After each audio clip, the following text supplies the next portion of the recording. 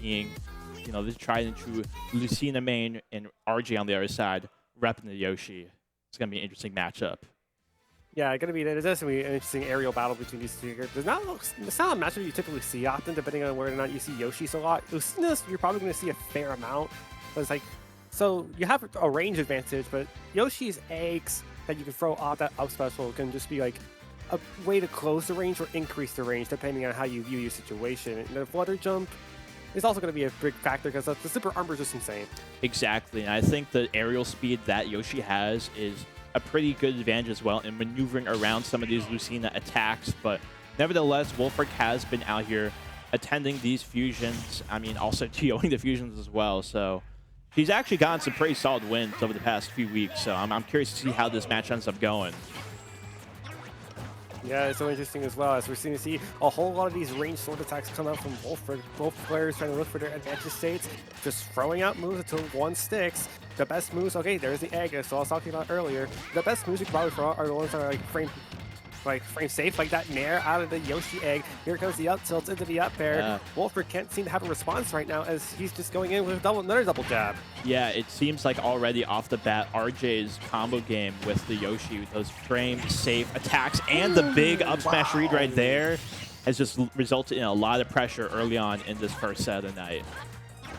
Yeah, big up smash to read the tech on the platform, oddly enough, from RJ. Wolfric already down a stock, and this just shows you that RJ does know how to handle this character. Oh, there's a shield breaker. Big shield break, just going to result in a big amount of damage. Not going to result in the KO, but a solid 25% off a shield break. Definitely not bad. I mean, it is hard to get shield pressure on Yoshi because of that unique shield, so getting a nice little shield break kind of proves you can't really, you know, block for free against Lucina.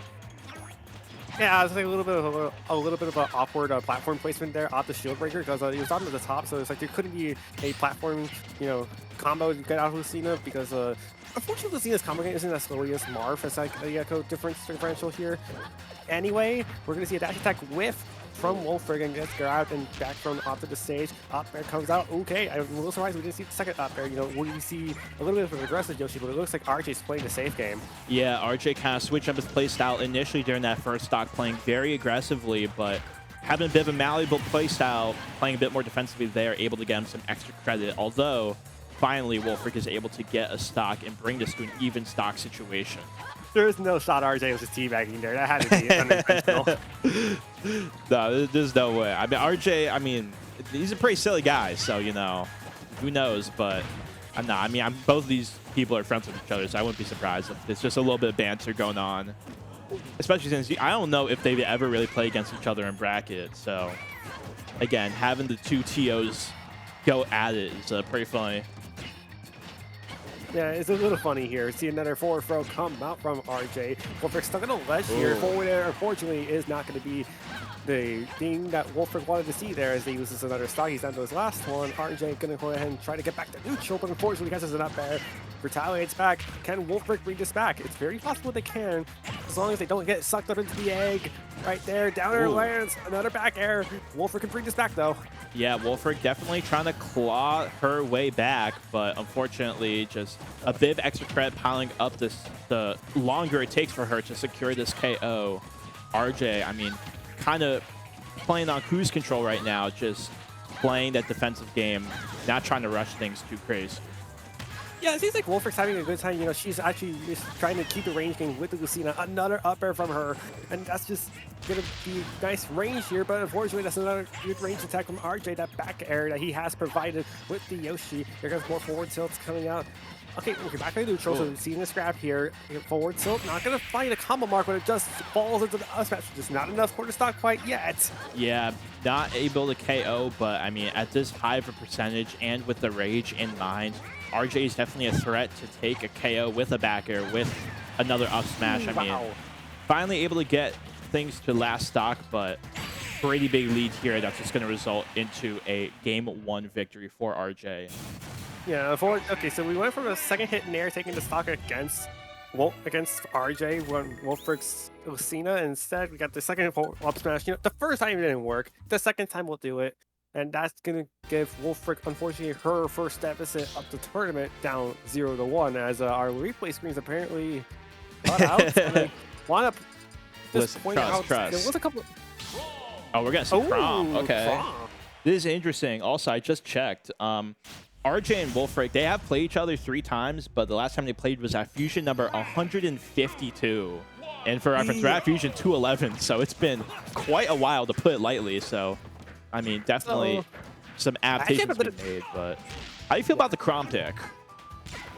It's 50-50 because like there's a counter there from Wolfric. You know, she actually has an idea how to play the Crom at least at a decent level. But like all these, first of all, another counter comes out, so I really can't get my perceptions away. As soon as these counters come out into play back air as well. Oh, what is she doing right now?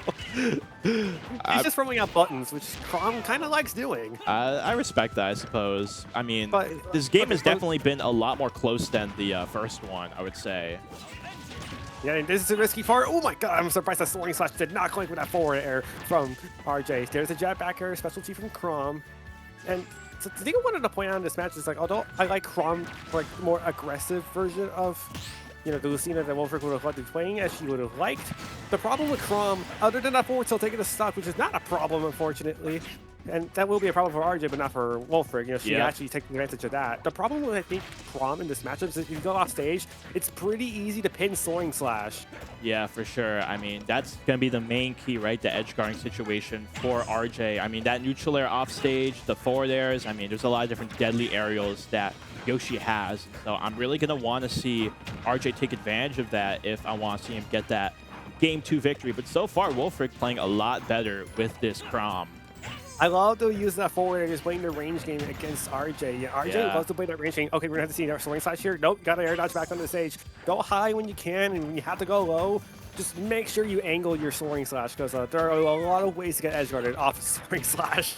Yeah, and RJ also not able to get the jab reset either. Kind of struggling a bit to get this KO, KO, and yeah, Wolfric right now kind of the one cruising in this situation, as a matter of fact. And yeah, it's looking very good for Wolfric, who I feel like that aggressive, more hard-hitting play style of Crom is definitely playing to her benefit. Wow. Yeah, back here will do it. Very good conversion right there. Wolfric going to have a 3 stock to 1 lead here in this game, too. It looks like the Crom pick has been more than beneficial for her. I want to point out there's a thing that Wolfric can do with Crom. You know, she can just take RJ off stage. Oh, I thought there was going to be a forward air, because like you just like go forward air off stage with the Soaring Slash, and that's easily the stock. But instead, we're seeing more double edge dances coming out from her.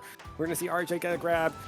Dodges back onto the stage, and okay, lands with I think it was a forward air. So we're going to see an off stage situation again. Oh, grab back air, back throw, not enough for the stock. Soaring Slash back on. Wow, and still survives. I feel like RJ has really not been pushing the initiative when it comes to these edge guards. He's just kind of sitting pat by a ledge, which isn't always a bad thing, but against a character like Crom who really struggles with that recovery, I mean, you have him at 193. Like, you got to find a way to KO somehow.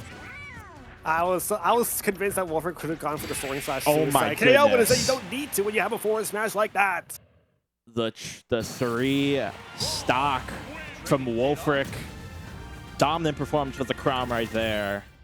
Definitely was a great counter pick, and RJ did not have the answer during that game.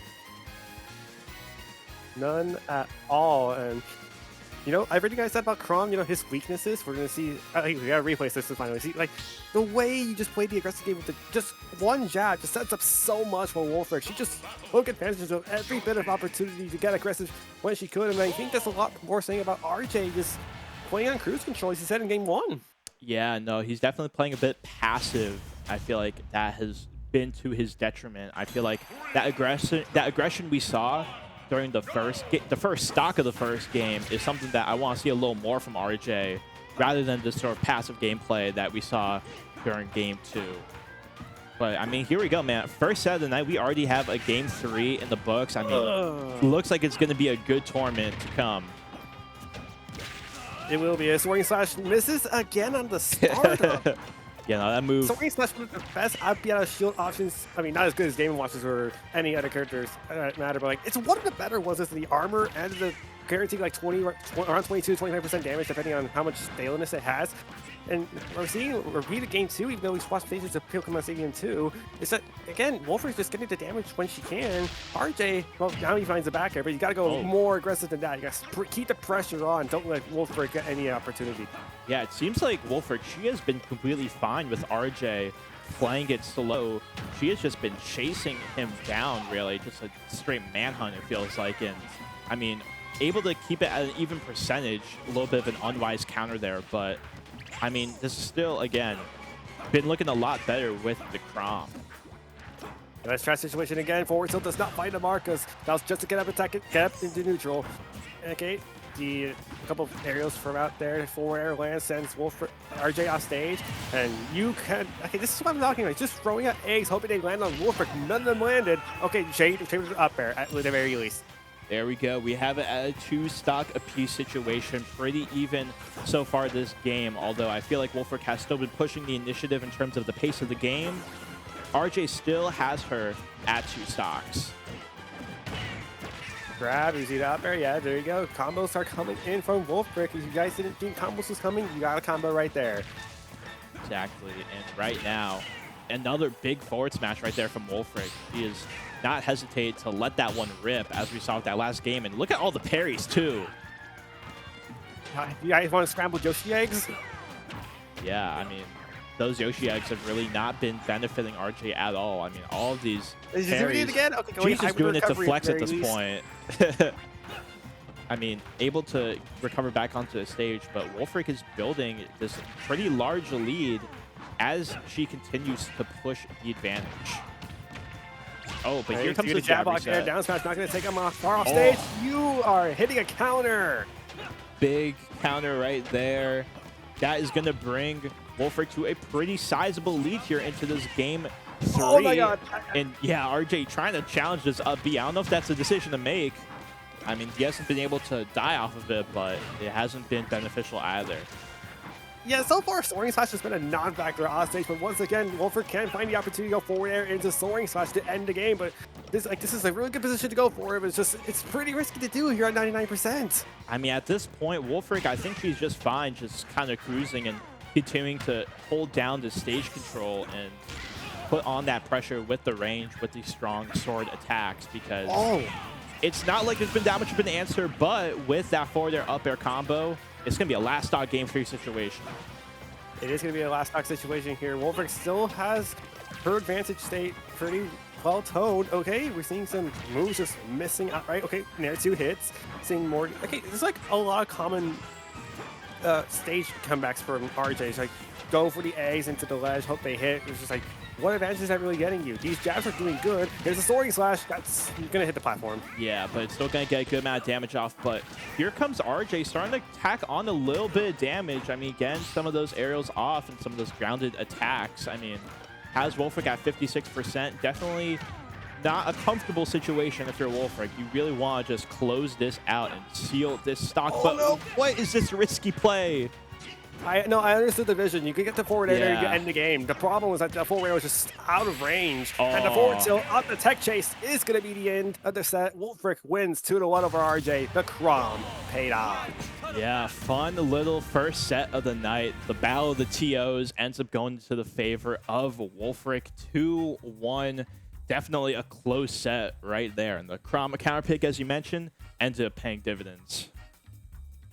Yeah, we saw you could tell off Wolfric's gameplay on her Lucina game 1. Definitely did feel like she felt like she was on the wrong character. Swapped, like she even knew that as well. And from game 2 and onward, we just saw the strengths of Chrom come into play here. I mean, usually see Chrom as like one of the mid-tier characters just because everyone focuses on their bad recovery when they're far enough off stage. Yet this is a showcase of how Chrom's strengths play to his advantage. Yeah, exactly. I think the main thing was that RJ was really not challenging her off stage at all. I mean, pretty much 0 edge guards to come out of that set. And because of that, I mean, Wolfric was able to get such good stage control, and that allowed her to really take advantage of Chrom's strengths and really just play Chrom down to a T. Yeah, I feel like another thing about going off stage against Chrom is that the Soaring Slash suicide definitely is still a viable option. I'm not sure if RJ was fully scared because of it. Or there were a couple times in a ledge situation against Wolfric that RJ just did not go for the edge guard, or when they did, he had a moment where Soaring Slash almost could have just stolen the stock at 0. Oh yeah, for sure. But he was willing to challenge those up Bs by the ledge where it could have swooped him in for a KO. So I'm kind of surprised that he didn't end up edge guarding there. But nevertheless, it is not over for RJ, of course. You know, double elimination bracket. You know how it goes. He still has a chance to make a little bit of a loser's run. But yeah, good win from Wolfric right there. I believe she is going to be facing off against Apple Reviewer after this. So definitely going to be an interesting switch going from Yoshi to Me Brawler.